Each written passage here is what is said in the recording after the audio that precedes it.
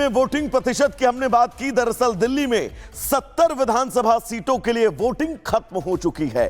दिल्ली में आम आदमी पार्टी लगातार तीसरी बार सत्ता में आने के लिए मुकाबले में है, तो वहीं बीजेपी इस बार 26 साल के सियासी वनवास को खत्म करना चाहती है। कांग्रेस ने मुकाबले को त्रिकोणीय जरूर बनाया है। एग्जिट पोल के नतीजे भी भगवा दल के लिए खुशखबरी लेकर आ रहे हैं, लेकिन एग्जिट पोल के नतीजे कह क्या रहे हैं, इस रिपोर्ट के जरिए आपको बताएंगे।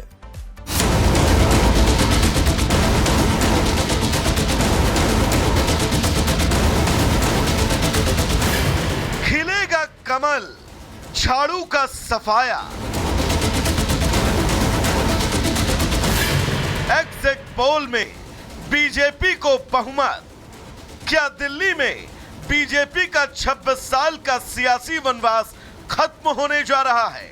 इस सवाल के जवाब के लिए तो 8 फरवरी तक का इंतजार करना होगा, लेकिन वोटिंग के बाद जारी एग्जिट पोल के आंकड़े बता रहे हैं कि दिल्ली में इस बार कमल खिलने को तैयार है। भगवा ब्रिगेड पूर्ण बहुमत के साथ सरकार बनाने जा रही है। मैट्राइज एग्जिट पोल के मुताबिक दिल्ली में बीजेपी को निर्णायक बढ़त मिल सकती है। बीजेपी को 35 से 40 सीटें मिलने का अनुमान है, तो वहीं आम आदमी पार्टी को 32 से 37 सीटें मिलने की संभावना। बीमार के एग्जिट पोल ने बीजेपी को 39 से 49 सीटें मिलने का अनुमान जताया और आम आदमी पार्टी को 21 से 31 सीटें मिलने की संभावना जताई गई। दिल्ली चुनाव को लेकर 11 एग्जिट पोल सामने आए हैं। 9 में बीजेपी को बहुमत तो 2 में आम आदमी पार्टी की सरकार बनने का अनुमान है। पोल्स ऑफ पोल में बीजेपी को 39, आम आदमी पार्टी को 30 और कांग्रेस को 1 सीट मिलती दिख रही है। एग्जिट पोल के आंकड़े सामने आने के बाद बीजेपी खेमे का जोश आई है।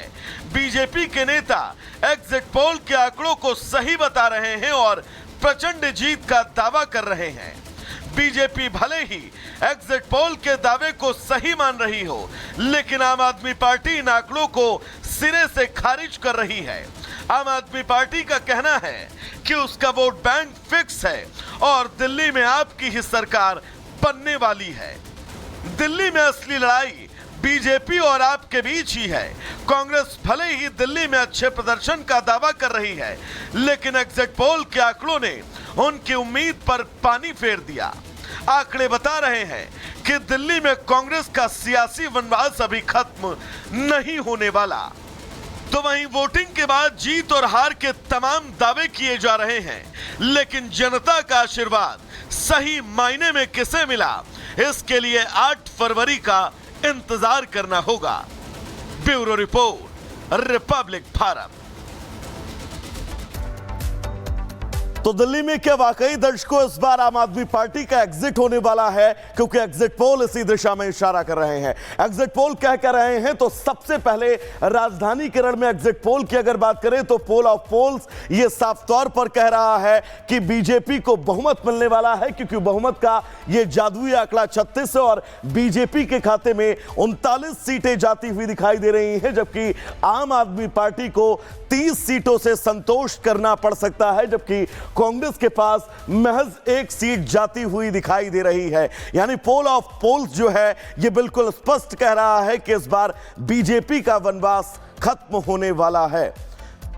तो यह तस्वीर कहीं ना कहीं से यह बताने के लिए काफी है कि आम आदमी पार्टी के एग्जिट का रास्ता जो है वो इस पोल ऑफ पोल से खुलता हुआ नजर आ रहा है। तो दर्शकों चलिए अब आगे बढ़ेंगे और बात तिरुमाला तिरुपति देवस्थानम की करेंगे। दरअसल देवस्थानम ने यह तय किया है कि मंदिर संचालन के लिए जो 18 गैर मुस्लिम सदस्य हैं उन लोगों को बाहर का रास्ता दिखाया जाएगा और उनकी छुट्टी का रोड मैप तैयार किया जा रहा है। रिपोर्ट आपको दिखाते हैं कि पवित्रता का सवाल और अब कैसे सियासी बवाल मचा हुआ है।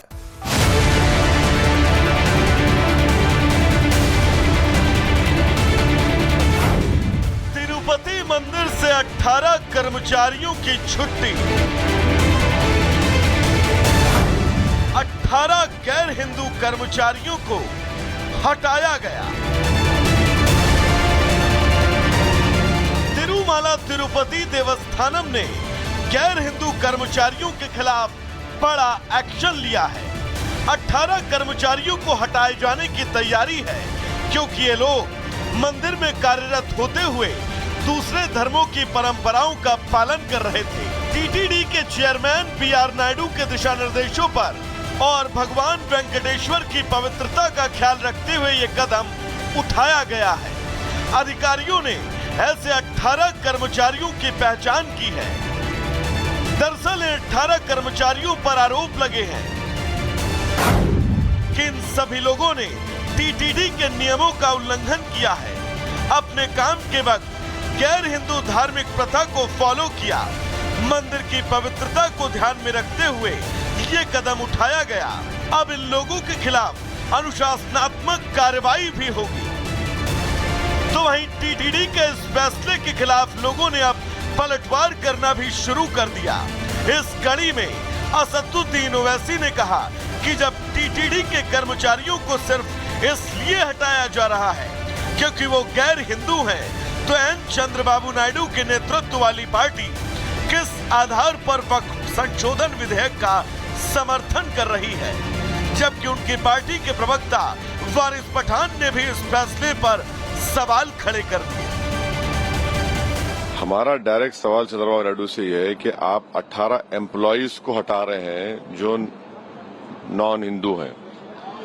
फिर वो ये जो प्रपोज वक्फ बिल है जो ज्वाइंट वर्किंग कमेटी में आया, तेलुगु देशम ने क्यों बीजेपी का अमेंडमेंट का साथ दिया जिसमें कहा जा रहा है कि स्टेट मुस्लिम वक्फ बोर्ड्स में वहां पर मिनिमम 2 नॉन मुस्लिम रह सकते हैं। देखिए, पवित्रता का सवाल है, अच्छी बात है। आपने जो 18 लोगों को निकाला वो नॉन प्रैक्टिसिंग हिंदूज थे, आपने उनको निकाल दिया, वो आपका लुकआउट। लेकिन वहीं पर जब वक्फ अमेंडमेंट बिल ये लोगों ने इंट्रोड्यूस किया है ना, उसके अंदर क्या बताया कि वक्फ के मैटर में 2 नॉन मुस्लिम आएंगे, सरकार की तरफ से वहां रहेंगे। तो ये आप संविधान का क्या उल्लंघन नहीं कर रहे?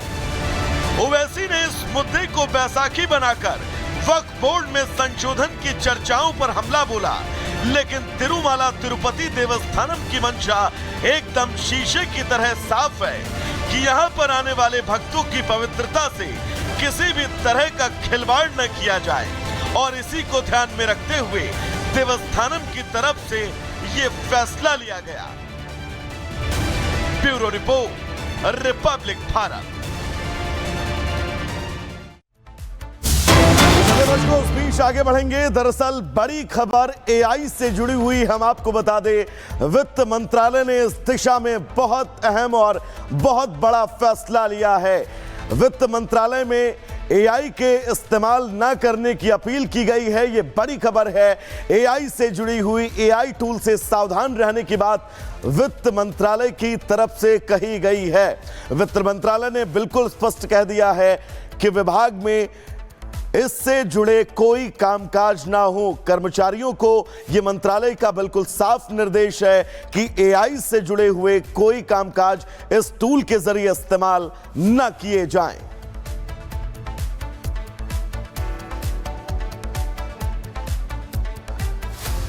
तो चलिए दर्शकों, गुड मॉर्निंग भारत में आगे बढ़ेंगे और बात उत्तर प्रदेश के मुरादाबाद की करेंगे, जहां पर फरमान नाम का एक यूट्यूबर पिछले कई दिनों से सनातन धर्म पर अभद्र टिप्पणियां कर रहा था, लेकिन योगी फोर्स ने नफरत उगलने वाले यूट्यूबर को शिकंजे में लेकर उसकी सारी अकड़ निकाल दी है। पूरी खबर इस रिपोर्ट के जरिए।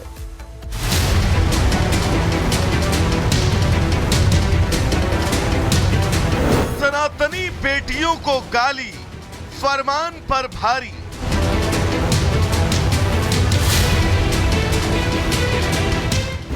योगी फोर्स का एक्शन, सलाखों में फरमान। तस्वीरों में देखिए सोशल मीडिया पर सनातन को गालियां देने वाला,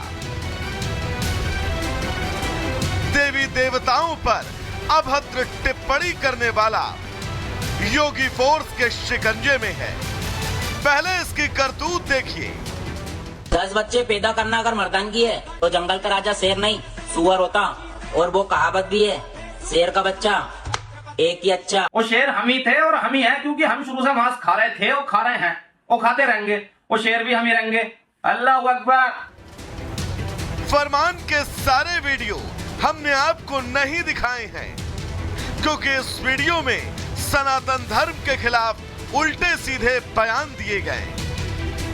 ऐसा सिर्फ एक बार नहीं, फरमान लगातार हिंदू आस्था के खिलाफ कई वीडियोस बना चुका है और सोशल मीडिया पर ऐसे वीडियोस को वायरल कर रहा था, जिसके बाद उसके खिलाफ मुरादाबाद पुलिस में मुकदमा दर्ज हुआ और अब कार्रवाई। Bureau report.